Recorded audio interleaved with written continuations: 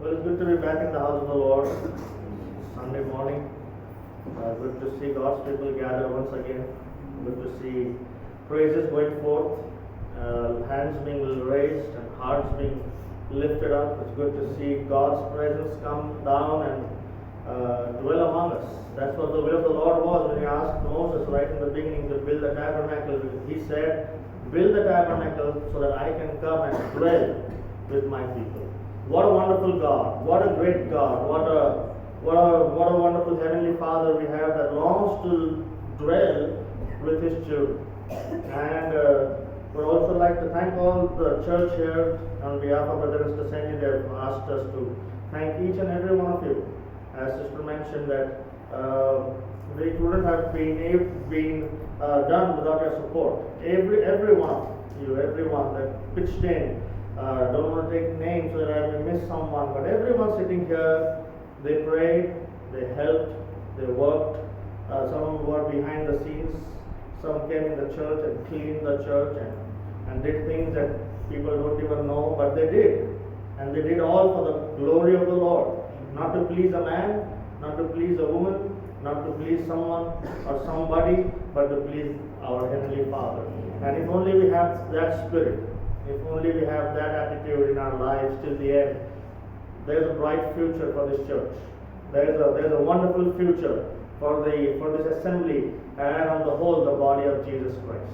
And Mr. Senji have reached safe. I think so by this time they might be even home. So let's continue to ask the Lord that everything went safe, everything was well, that they didn't have any problem while going back. Thank God for that. Thank God for having His hand upon the airlines and on the airports and on Omicron and COVID and Delta. God kept every virus under control, every airport under control, every official under control, every politician under control, so that His children could reach home safe. I believe that's how God works.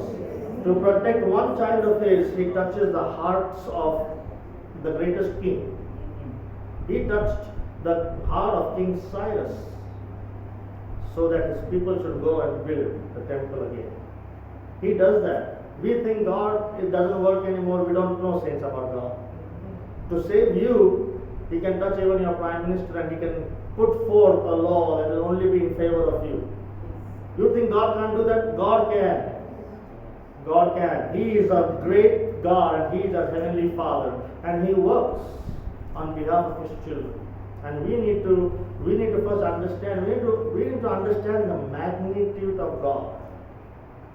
He is not a puny little thing sitting up there who has lost control of His creation.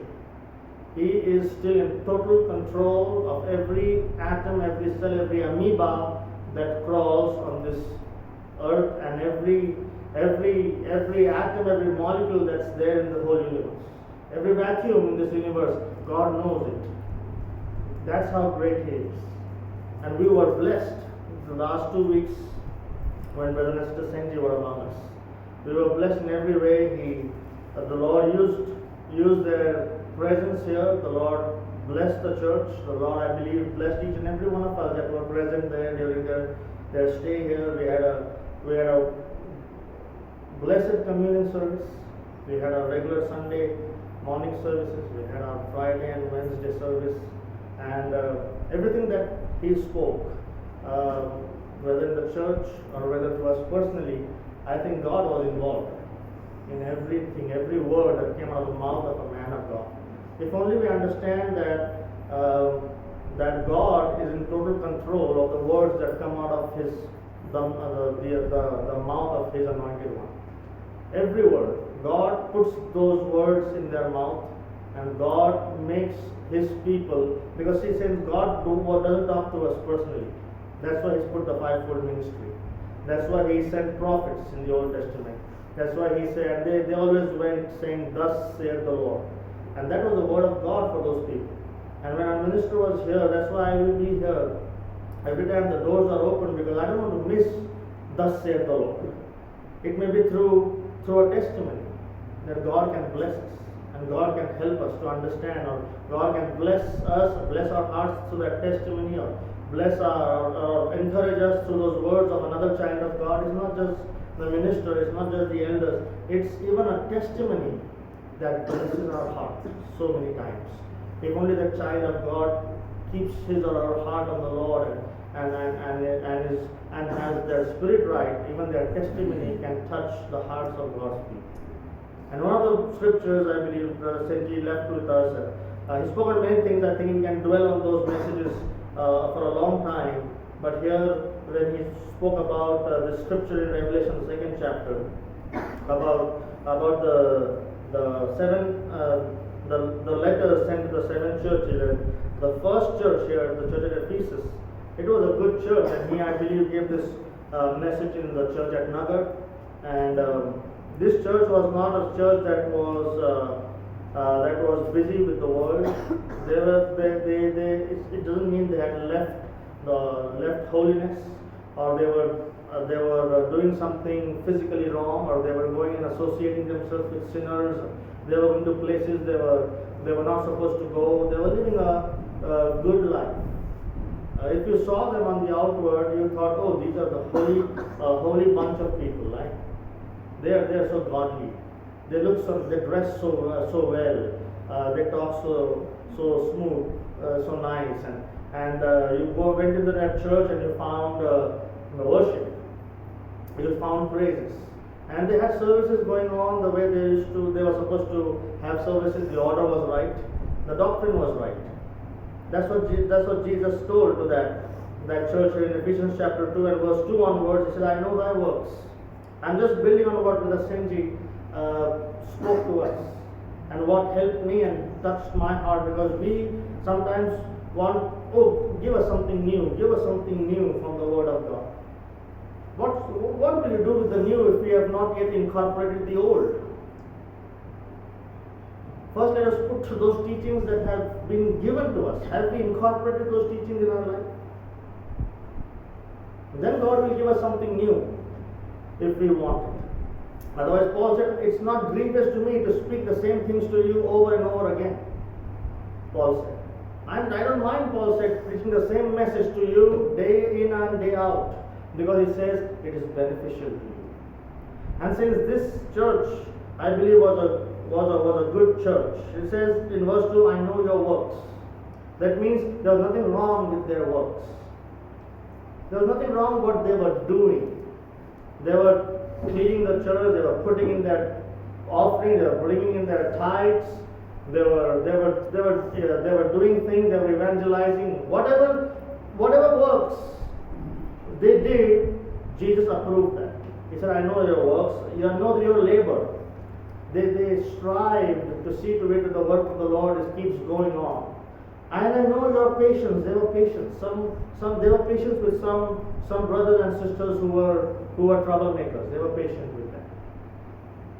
He says, I know your patience. I know how you cannot bear them which are evil. And I know you have tried which say they are apostles and are not. They used to sit under a man of God, and in 2 minutes they used to know whether this man is anointed or not. That's the spirit they had. A discerning spirit. And we need to have that, saints. We won't spend our time on YouTube and Christian television watching junk. Just because that man screams and shouts and throws his jacket and millions of people, thousands of people fall down, or he touches somebody and they fall down. Or they do. Show me one scripture where Jesus touched somebody and he fell down. Show me one scripture where Jesus threw his robe and all the 5,000 fell.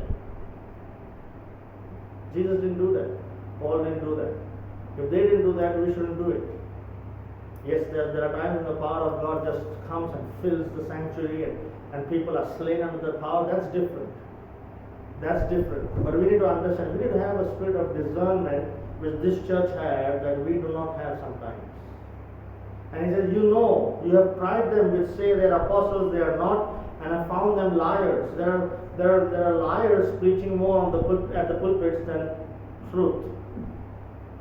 There are people who speak lies more than there are people who speak the truth, even on the internet. And he says, you have borne and has patience for my name's sake, you have labored, you have not fainted. Till you read verse 3, you find this is a great church. I would love to be a part of this church. But Jesus, the scripture says, God doesn't look at the outward, God looks at the heart. He looks deep inside. He just scans us. Right now, I may be sitting here, but Jesus is scanning my heart right now. What am I thinking? I may not know what you're thinking. You may not know what I'm thinking. But Jesus knows every heart that's sitting here. What are they thinking right now? What's going on? What is the motive for which they have come in the house of the Lord? He knows it. And Jesus said, nevertheless, I have somewhat against thee, because thou hast left thy first love. And Brother Sandy says, they did not lose their love, they left it.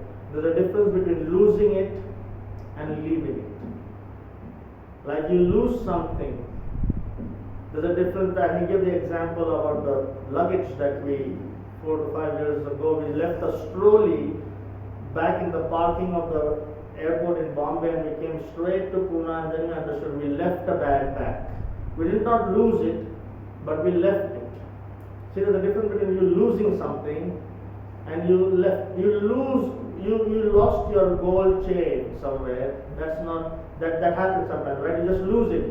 But what if you have kept it somewhere and you were not careful enough to pick it back from the bathroom, and you came out and someone else went in and took that chain and ran away. What did you do? You left it there. That's why someone flicked it off. There's a difference between us losing our first love and leaving our first love. This church did not lose it. This church left their first love. They were careless about serving God, about loving God. The love that they had once upon a time, where Paul said to the church, when he spoke to the Hebrews, he said, remember those days when you were illuminated. Remember those former days, he said, when you received the Holy Spirit. When you found the church, you were so on fire. You were ready to do anything that the minister asks you to do. You were ready to come in the church every day and work. You are willing to lay down your life for the work of the Lord. But what has happened now? See, we have not left the church, but we have left our first love. And that sometimes is more dangerous. It's easy to identify a brother or sister who has left the church. You don't see them in church. But brothers and sisters sitting in church who have left their first love, that's dangerous. And God forbid that happens to any one of us. I'm not saying it has happened here, but let's be watchful, saints. Let's be prayerful that we do not leave that first love that we had once upon a time. We don't be so neglectful. And that's the scripture here in Hebrews chapter 2, and he was speaking again. Paul here was speaking to the Hebrews, and he says in chapter 2 and verse 3, he says, how shall we escape if we neglect so great salvation? He didn't say you reject that salvation. We do not reject the church. We do not reject the salvation. We do not reject a man of God. We do not reject a brother or a sister. But you know what, saints? We can neglect a man of God. We can neglect a brother or a sister. We can neglect the church. We can neglect our salvation. We may not reject. There are again a difference between rejecting and neglecting. You can see people who have rejected the church. You can identify them by looking at them.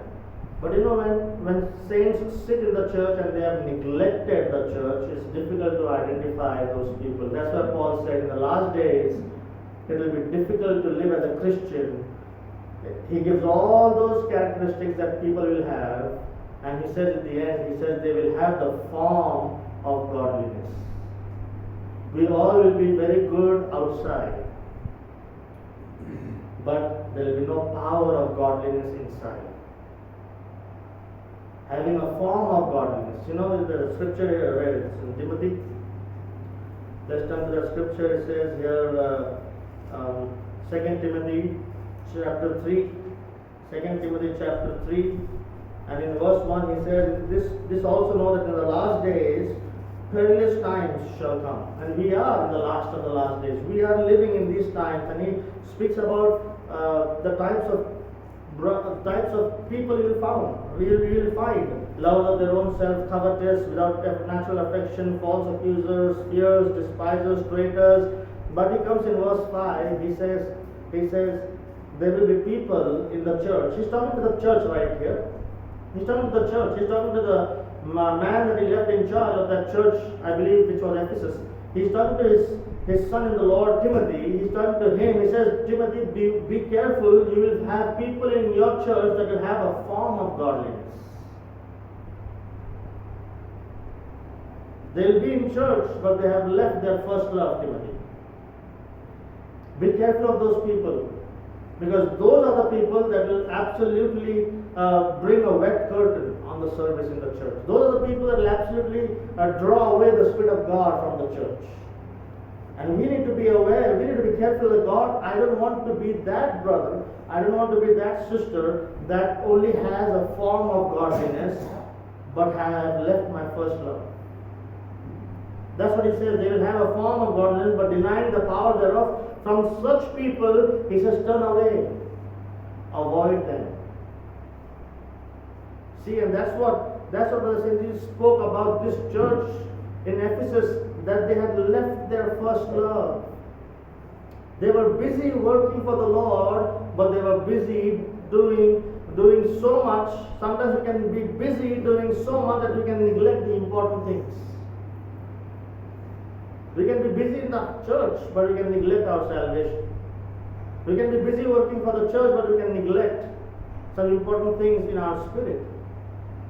See, we can neglect our calling. And the scriptures in Hebrews, not in Hebrews, in the second epistle to the, I think it's 2 Peter. Let me find the scripture. It's 2 Peter, yes. The second epistle of Peter in chapter 1 and verse 10. Peter is speaking again. He says, wherefore the rather, brethren, give diligence. Diligence means you give heed to it. You labor for that. You work towards this thing. What should we work towards? It says, give diligence to make your calling and election sure. We all are called, saints. We all are elected. What are we doing to make our calling and our election sure? You know how I can ensure that I'm walking worthy of the calling that that God has called me in, by keeping my first love intact, by not leaving my first love. But I still have the same zeal. I still have the same love. It's very difficult to find that love for the house of God in the young people today. It's very, very, very difficult to have it seen in the younger generation. See, they have a zeal, but they have a zeal to do something professionally. They want to do something, they want to earn money, they want to start a family, they want to do things and this and that, but they don't have a zeal to make their calling and their election sure. They don't have a zeal to put God first, to put the house, the work of the Lord first, to put the church first. That's why we all come here at 10 o'clock. But if we have a zeal, we'll be here at 9:30. You know why? Because I'll take my time, I'll get up when I want. I'm not talking about people who live far, or people who have a body ailment. Like some people, it's very hard to get up in the morning because they have some sicknesses. It's okay. But especially the young people, why can't we be here half an hour early, 45 minutes early? Why can't we see that everything in the church is rightly set up?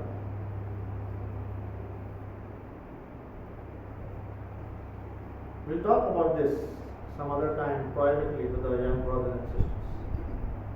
Where is the zeal? The disciples could see that zeal in Jesus even when he was 30, 31, 32 years old. When they saw Jesus, they remembered the scripture in the Psalms which said, the zeal of the house of the Lord has eaten him up. Can somebody look at me and remember that Psalm?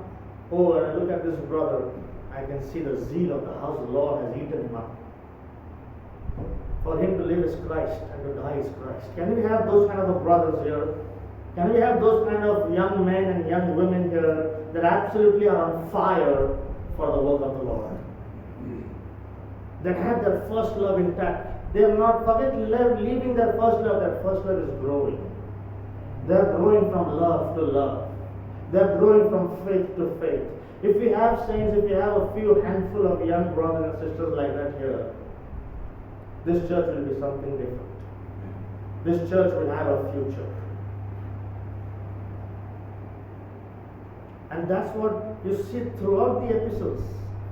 Throughout the epistles, you see this line of thought. Every apostle that wrote an epistle, they were warning the church about lukewarmness, about the love being diminished, their love becoming cold and lukewarm, not leaving there. You read the epistle to the church at Ephesus, Paul is talking about love, walking in love.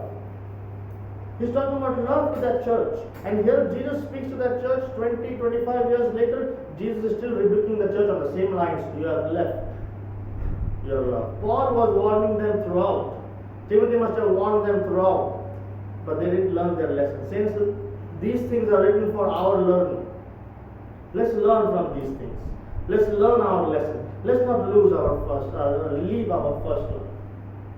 Let's not be so neglectful of the calling that the Lord has placed upon our lives. Saints, the Lord has placed a calling upon every one of our lives.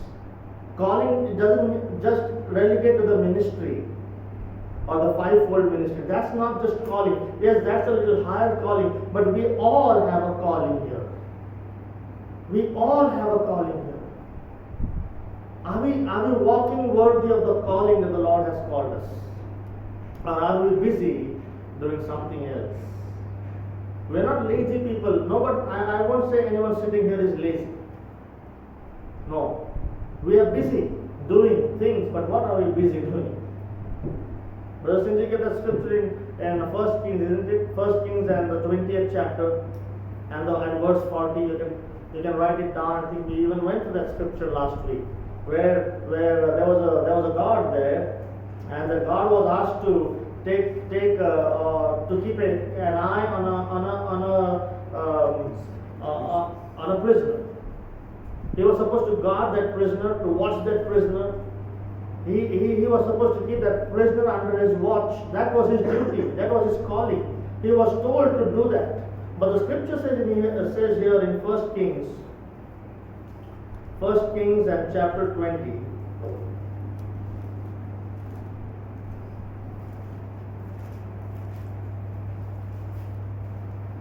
First Kings chapter 20 and verse 40. I'm not reading the whole thing, we all know this story. It says, and as thy servant was busy here and there, the prisoner escaped. He was gone. He wasn't lazy, he didn't go to sleep. He didn't go to sleep. He knew what was his job, he knew what was his calling, but he was neglectful, he was careless. He was careless. He wasn't ignorant. He didn't know what he has to do.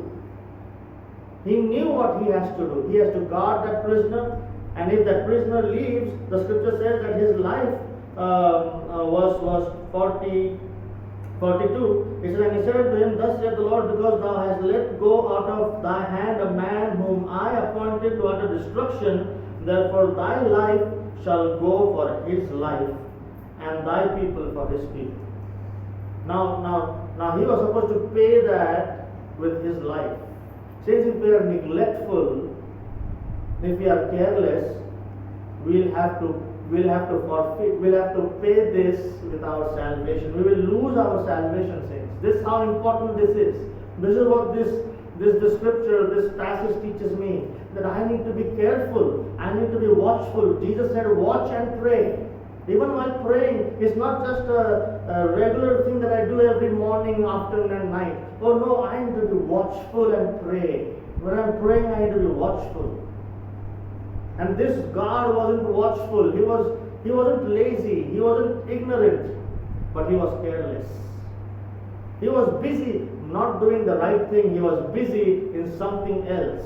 What are we busy in? This doesn't mean we leave our jobs and we stop going to our jobs and we shut down our businesses and we come and stay in the house of the Lord. Not that. Don't take me wrong. But where are we busy so much that we don't even have a little time for our own salvation? I'm not talking about the church. What about my salvation? Am I giving a little time to make my calling and my election sure? Out of the 24 hours, how many minutes I spend on my soul? How many minutes do I introspect my heart and see if there are things that are not required in my life that I need to get rid of? How many times do I check, do I have an un-Christ-like attitude in me? I need to be busy doing those things also. See, this soldier wasn't ignorant. He didn't lack the ability. He had all the ability. That's why he was given that duty. He wasn't lazy because the scripture says he was busy here and there. But he was busy doing the wrong things. He wasn't doing sinful things. Don't take me wrong. People may think, oh, but I don't go to the cinemas. I don't go to the theaters. I don't go to the pubs. I don't go and drink outside. I don't suck on cigarettes. I don't drink alcohol. I don't go to the red light district. This man wasn't doing all those things. The church at Ephesus wasn't doing all those things. The church at Ephesus they weren't committing adultery. They weren't stealing. They weren't killing anyone. They weren't doing sinful things. But since Somebody said that the good can be the enemy of the best. We may be doing good things, but God wants the best out of us. He wants us to do the best thing. And sometimes when we do good, it's not enough. The good can be the enemy of the best. This man maybe was doing good things. The church at Ephesus was doing good things, but they were not doing the best things. See, that is something that I learned in this message, because we may not be busy in sinful things. We may not be doing sinful things. Oh, but I don't do the things that my friends do. I don't do sinful things. That may be good. Whatever we may be doing may be good and may be legitimate. But are those things profitable? Do the things that I do edify me up or build me up or help me to build the church? Paul made the statement, isn't it? Let me get to the scripture. I just want to quote it, that all things are lawful unto me, but all things are not expedient. All things are lawful unto me, but all things do not edify. Here in, let me find the scripture. It's in 1 Corinthians, 1 Corinthians chapter 10. 1 Corinthians chapter 10. See, we may be busy doing many things, but are we busy doing the things of the Lord, what the Lord wants us to do? Here in 1 Corinthians chapter 10 and verse 23, Paul says, all things are lawful for me. Now, he's not talking about sin. He's not talking about stealing and killing and committing adultery and threatening people and going and robbing a bank or raping a woman. He's not talking about all those things. He's talking about the things which are good. And he says, all things are lawful for me, but all things are not expedient. He says, all things are not profitable. You may be watching clean movies on television. It's not a sin. But how long are you watching? Is it profitable? Couldn't you have spent that time doing something else? Are you understanding the scripture? He's not talking about sin. He's talking about the things which edify us, which edify our spiritual life, which build us up spiritually, which are profitable for our spiritual growth. He says, all things are lawful, all things are not expedient, all things are lawful for me, but all things edify not. They don't build me. He says, I will not be brought under the power of those things. That's what this scripture means. And there's a parable that we were all finding that service but couldn't get it. There in Luke the 14th chapter. Let's turn to Luke 14. Now here is something that we learn, that how God has given us to do something, called us to do something, but how we make excuses and do not do what God wants us to do, but we are busy doing something else. That's here in Luke chapter 14 and verse 16 onwards. Then said he unto him, a certain man made a great supper and bade many, and sent his servant at supper time to say to them that were bidden, come, for all things are now ready. And they all, with one consent, began to make excuse. What was that? What the scripture says, they all with one consent began to make excuse. They did not say no. Like if you call someone, can you please help us out, help the church out for some work? They may not say no, but they will make an excuse that they have some other work. See, they all with one consent began to make excuse. The first said, I have bought a piece of ground, I must go and see it. Now which fool buys a property without seeing it? I have bought a piece of ground and I need to see it. I pray thee, please excuse me. See, there's such a sweet way in which he says no. He doesn't hurt that man.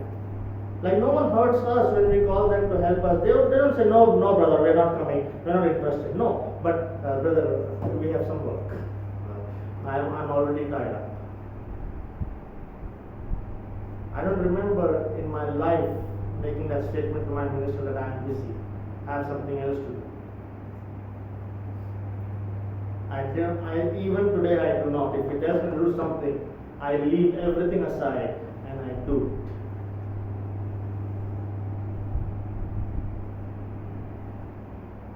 And this man says, please excuse me. The second says, I have bought 5 yoke of oxen and I need to test them. Now, which fool buys a car without a test drive?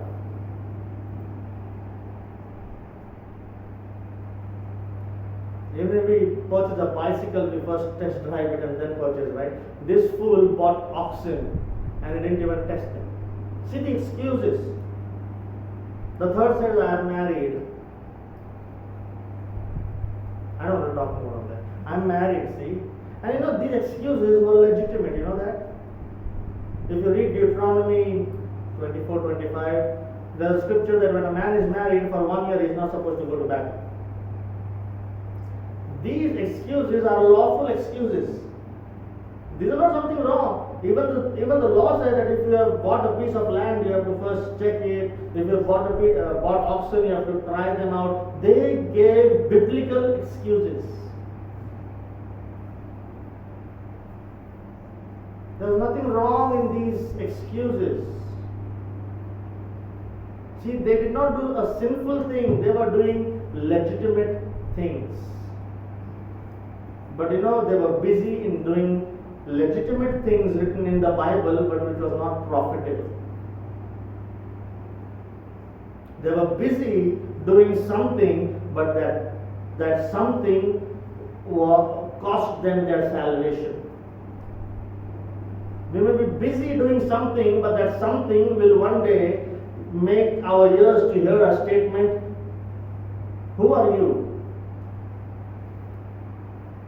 Who are you? Jesus will say, you worker of iniquity, I don't even know you. No matter what you must have done for the Lord all your life, but if I hear that statement from Jesus, and get away from me, you worker of iniquity, I never even knew you, it will break my heart, isn't it?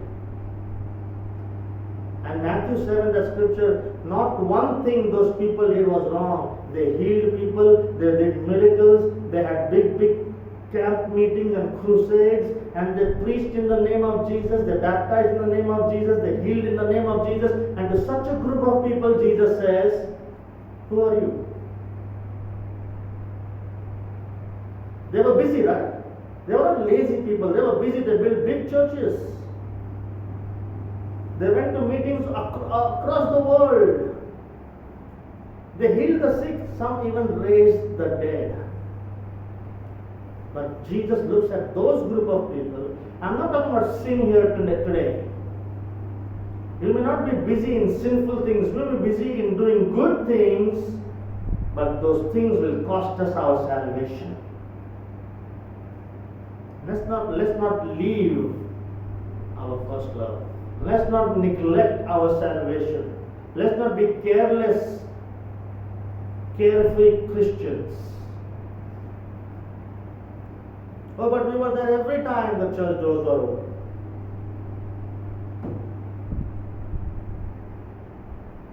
See the excuses these servants made. They were legitimate excuses. They didn't blatantly say, no, we are not coming.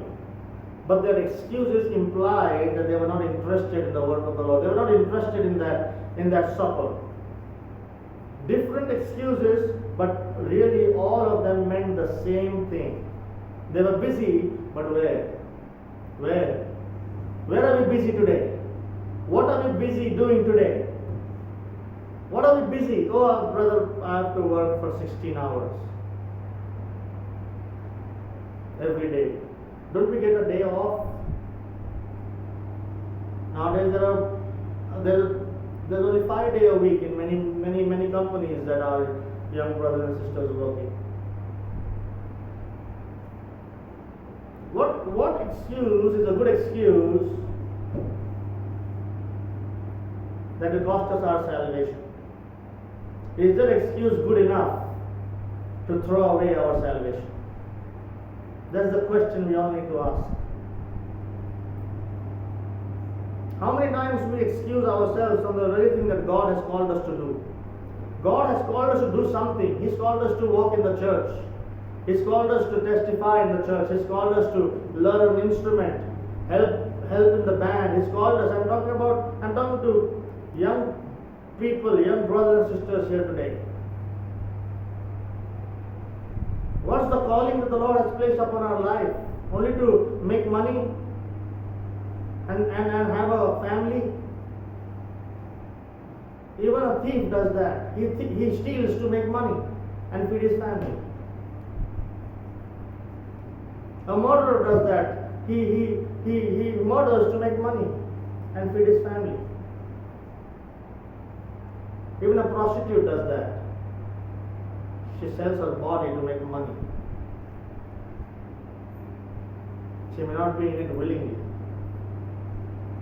but she's busy. Have we become spiritual prostitutes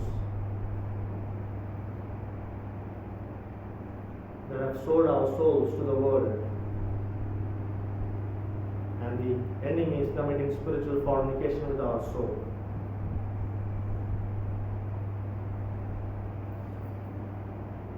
What excuse do you have for that?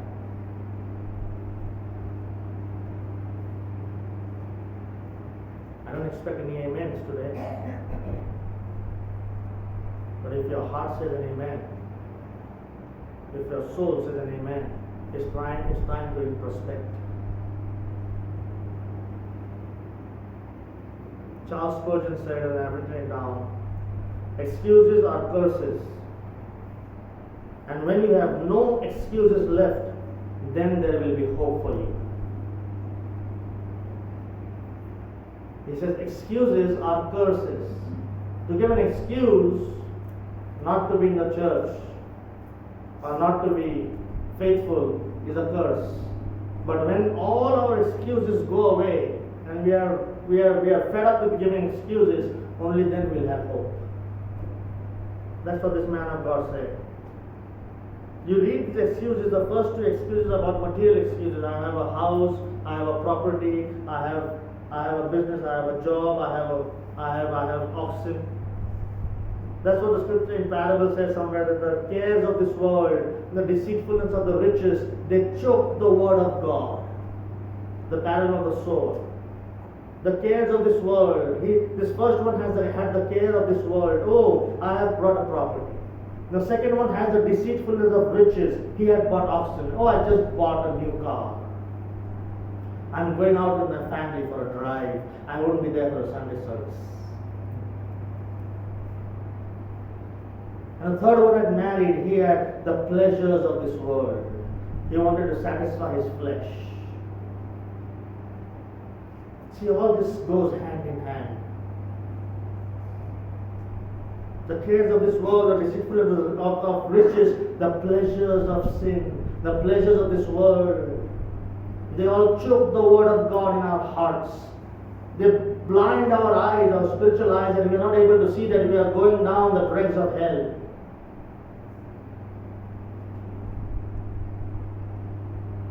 One more example here in Luke, the 10th chapter. Luke chapter 10. This is about, just write it down, Luke chapter 10 verse 38 to 42. We know that Jesus walks into the house of these sisters, Mary and Martha. Verse 38, now it came to pass as they went, he entered into a certain village, and a certain woman named Martha received him into her house, and she had a sister called Mary, which sat at Jesus' feet and heard his word. But Martha was busy. Now was she busy outside the house? Was she busy gallivanting with her friends, and was she busy watching a movie theater, or watching a movie in the cinema? Was she busy drinking outside? She was busy in the presence of Jesus. I can be busy in the presence of Jesus, and Jesus can ignore me.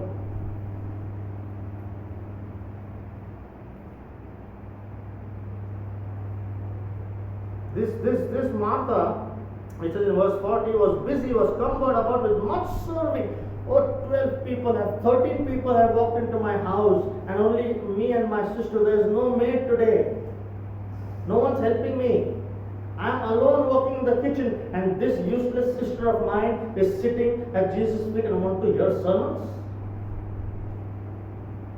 What all Martha must have said in her heart. And it then happened too much for her, and she complained it to Jesus right away. Jesus, aren't you concerned about me? I'm the only one working this home, and this sister of mine is sitting here, and none of your disciples are even coming to help me. Forget that, but my sister is not helping me. You know what Jesus told her? Martha, Martha, stop. You are busy, but you are busy doing the wrong things. Mary is busy doing the right thing. What are we busy at today? Where are we busy today?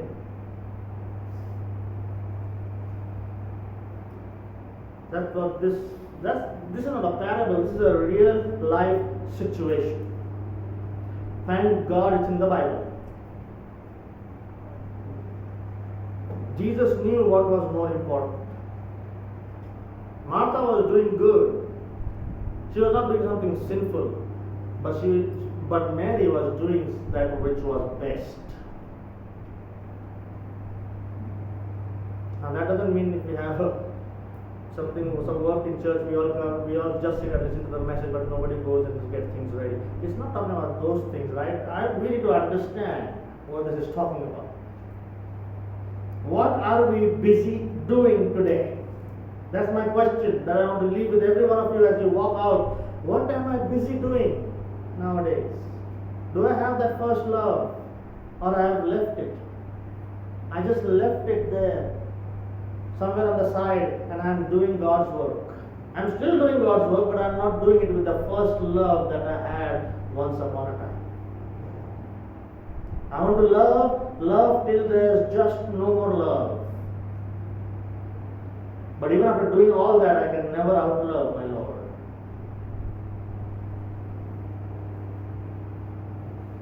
Here in 1 Corinthians chapter 16, let me give you two scriptures and then I'll sit. 1 Corinthians chapter 16 and verse 12. It says, now Paul is writing about a dear brother which was working closely with him. He says, as touching our brother Apollos, I greatly desired him to come unto you with the brother. I wanted Apollos to come. Now Apollos did not leave the church, but I think he gave Paul an excuse that I cannot come for the meeting, Paul. I have something to do. I cannot go with the brothers this time, Paul. Maybe next time. I'm really sorry, Paul. He did not insult Paul and walk away of the church and he screamed and shouted. No, he must have given a very sincere excuse. And Paul says, as touching our brother Apollos, I greatly desired him to come unto you with the brethren, but his will was not at all to come at this time, but he will come when he shall have convenient time. 2000 years later, we still read about our dear brother Apollos. What was he busy doing that he left something that God was sending him to do?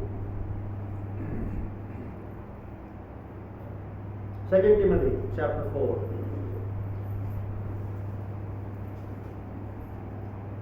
2 Timothy chapter 4. Paul said, I am ready to be offered, verse 6. The time of my departure is at hand. I have fought the fight, kept the faith, finished my course. Now there is a crown of righteousness. And he said in verse 9, do thy diligence to come shortly unto me. Because, he said in verse 10, Demas has forsaken me. He's not left the church. No, he's not fought with us and he's not gone away. But Demas's love, I think so, has grown cold, Timothy. I think he's left his first love. He's not the same the way he was 10 years ago, 15 years ago. He has forsaken me, having loved this present world, and is gone for a meeting in Thessalonica, or maybe for a business trip in Thessalonica, or maybe to meet his friends and relatives in Thessalonica. There was a church in Thessalonica. Oh, Paul, I'll attend the meeting in Thessalonica, but I can't go. I can't stay with you right now.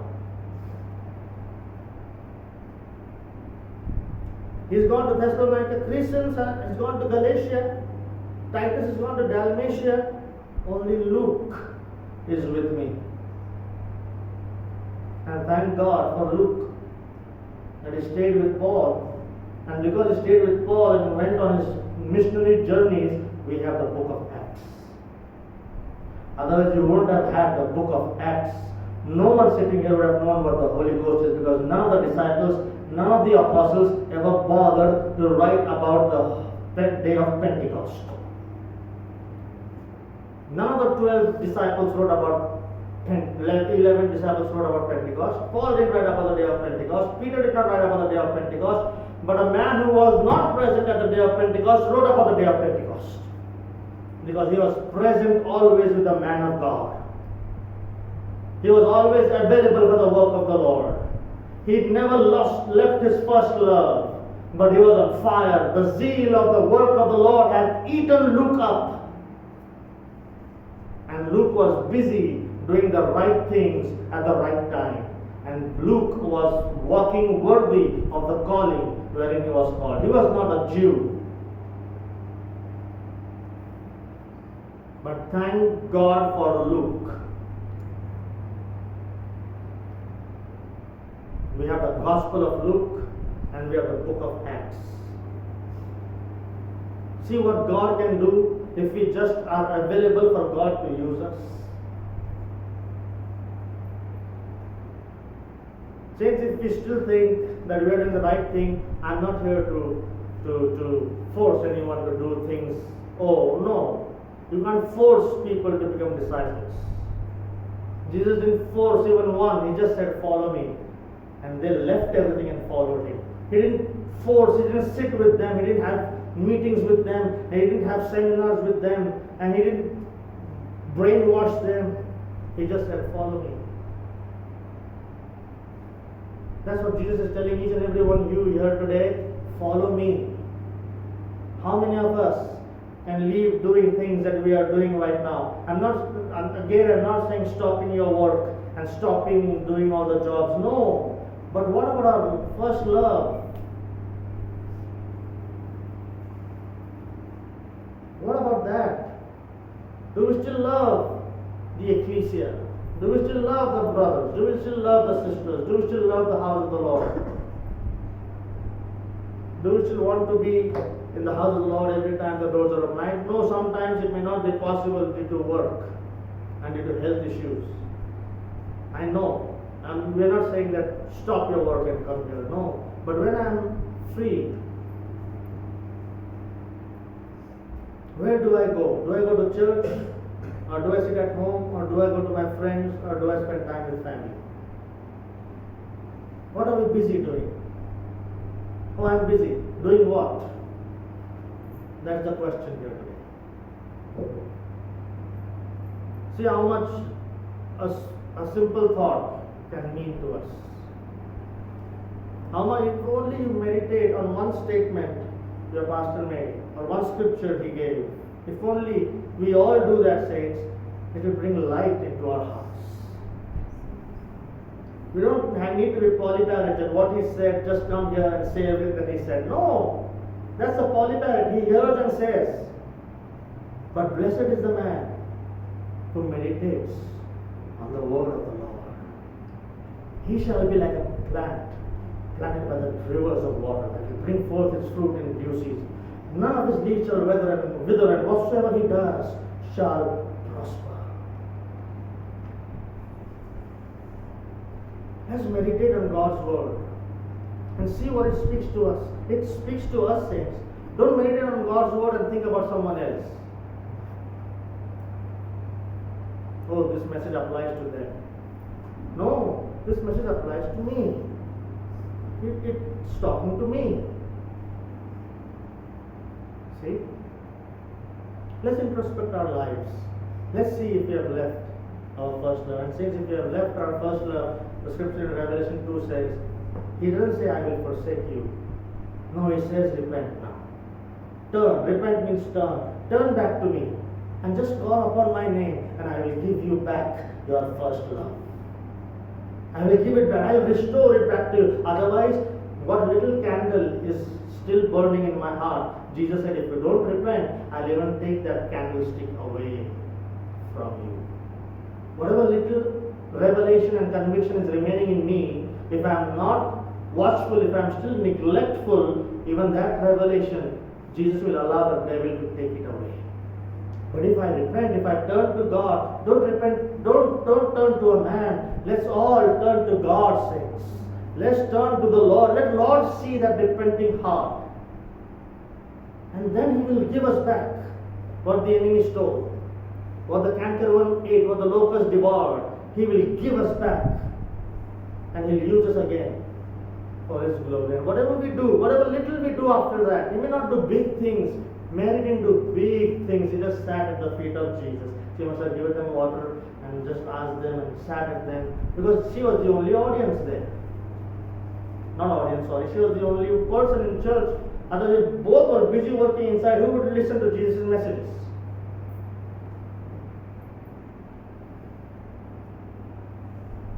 Sometimes it's important to do the right thing at the right time. And let's see what the calling the Lord has placed upon our lives. Amen. Thank the Lord for the church. Thank God for this Sunday morning service. It was a good service here today.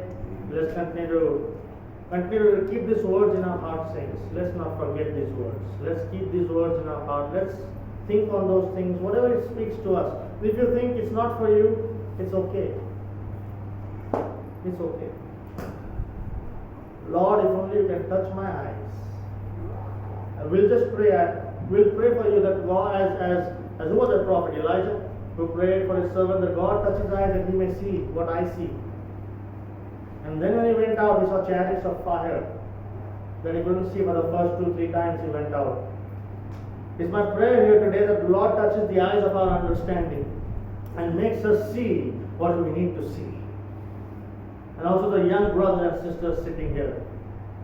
Lord, touch their eyes and make them see what they need to see, Father. That's my prayer today. So let's remember all the saints that are not here today. Let's remember all the saints that are sick. And let's pray for the saints that need comfort and deliverance, healing, whatever the request may be. Let's not forget to pray for Sister Elizabeth Anand. Let's remember her in our prayers, and let's not forget to pray for Brother and Sister Senji. They may be home right now. Don't know if they get sleep because it's daytime here. Let's pray that the Lord touches them, helps them. They'll be sad leaving us, but the Lord, let's ask the Lord to help them get back to their normal routine. And it was a blessing to have them. It was good that they were safe here. God brought them safe, took them back safe.